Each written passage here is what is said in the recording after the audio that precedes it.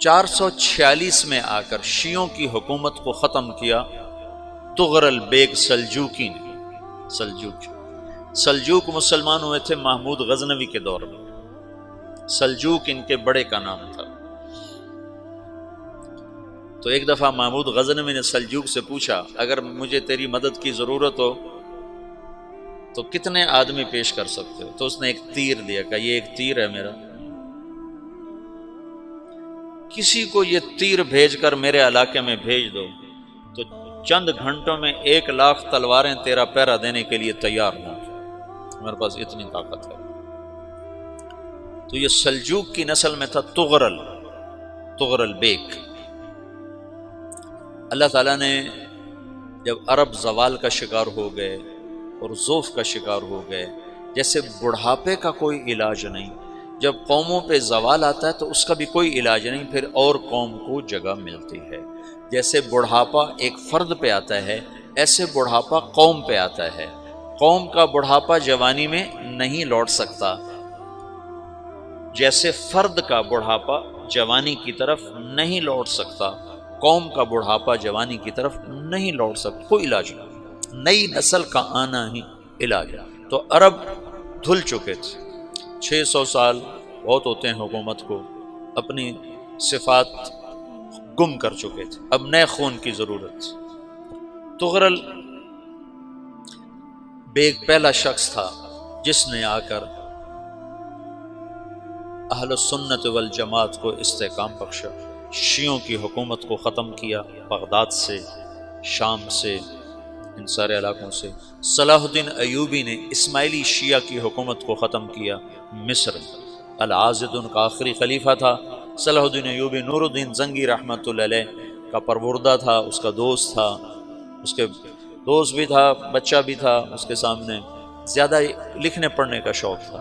پھر اللہ تعالیٰ نے اس سے کام لیا اور اس کو مصر کا گورنر بنا کے بھیجا، مصر کی مدد کے لیے بھیجا۔ تو وہاں اس نے صلاح الدین ایوبی نے وہاں ختم کیا، تغرل بیگ نے یہاں ختم کیا۔ تو پھر سلجوک جو تھے نا یہ اقتدار میں آئے، ادھر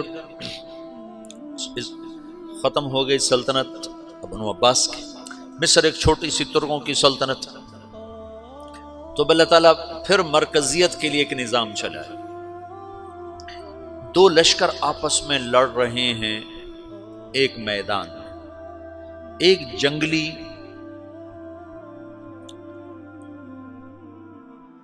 بدوؤں کا قافلہ، جنگل کے لوگ اپنے قبیلے کو لے کر، ایک جنگلی قبیلہ اپنے سردار کے ساتھ نقل مکانی کر رہا ہے ایک جگہ سے دوسری جگہ۔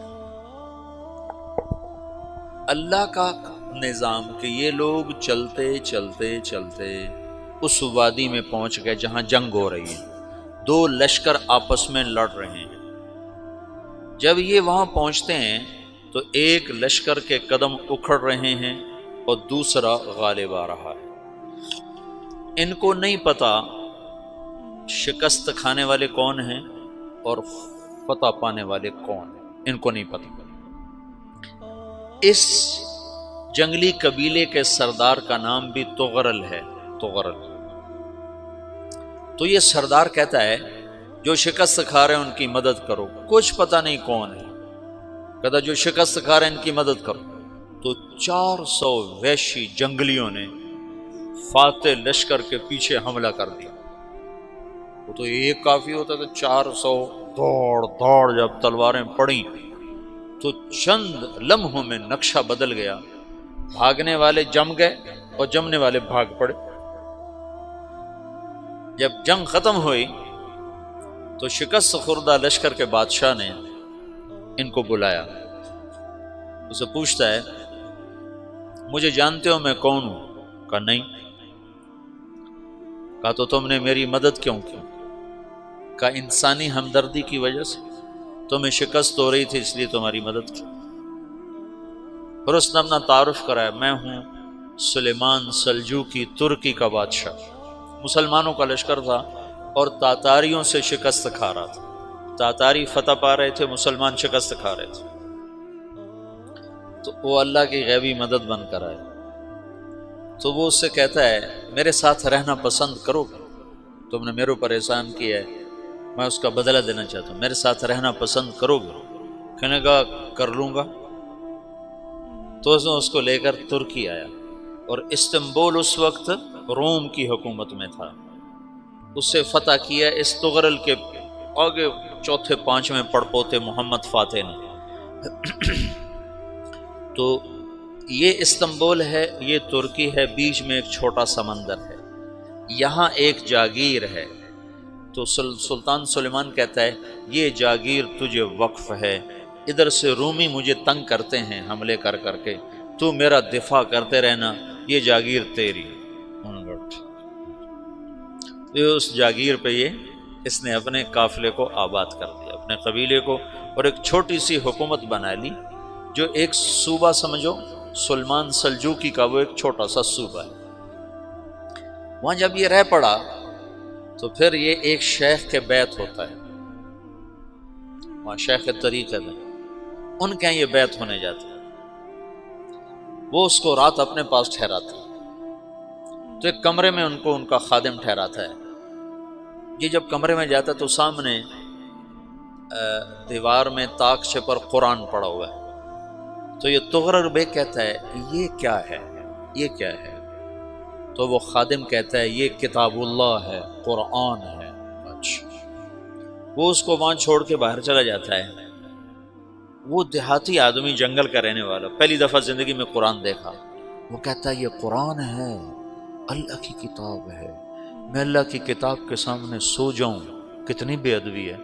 تو اس نے ایسے قرآن اٹھایا اور سر پہ رکھ لیا اور کھڑا ہو گیا، ساری رات قرآن سر پہ رکھ کے کھڑا رہا۔ رات کے پچھلے پہر اس کو خواب آیا، کھڑے کھڑے اس نے دیکھا کہ اس کی پشت سے ایک چاند نکلا اور شیخ کی بیٹی کے سینے میں جا کے اتر گیا، پھر اس لڑکی کے سینے سے ایک درخت نکلا جو پھیلتے پھیلتے پھیلتے 3 بر اعظم پہ چھا گیا، افریقہ پر، یورپ پر، ایشیا پر۔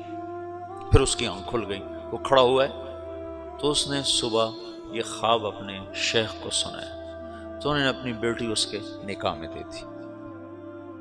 اس بیٹی سے ایک بچہ پیدا ہوا، تغرل بیگ نے اس کا نام رکھا عثمان، عثمانی ترک نام سنا ہوا، جو میں نے کل بتایا تھا کہ 1924 میں وہ خلافت ختم ہوئی۔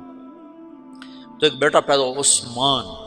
عثمان نے پھر ایک نئی اسلامی حکومت کی بنیاد رکھی جو 1924 تک چلتی رہی، کوئی 800 سال یہ حکومت چلی۔ تو حکومت کا شیرازہ بکھرا، لیکن پھر جڑ جاتا تھا، اور وہ قرن اول والا جوڑ کبھی نہ پیدا ہوا، ٹکڑے بن گئے۔ ان ٹکڑوں میں اللہ لوگ پیدا کرتا رہا جو دعوت دیتے رہے، دعوت زندہ رہی۔ جو تربیت کا نظام تصوف کے ساتھ تھا، اب وہ تبلیغ کے ساتھ